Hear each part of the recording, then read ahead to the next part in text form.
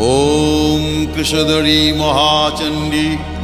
मुक्तकेशी वलिप्रिये कुलाचार प्रसन्यास्ये नमस्ते शङ्करप्रिये घोरदंष्ट्रे कोटराक्षी कीटी शब्दप्रसादिनी घोरघोररवस्फारे नमस्ते चित्तवासिनी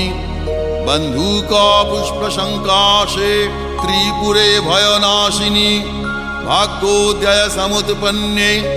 नमस्ते वरवन्दिनी जय देवी जगद्धात्री त्रिपुराद्ये त्रिदेवते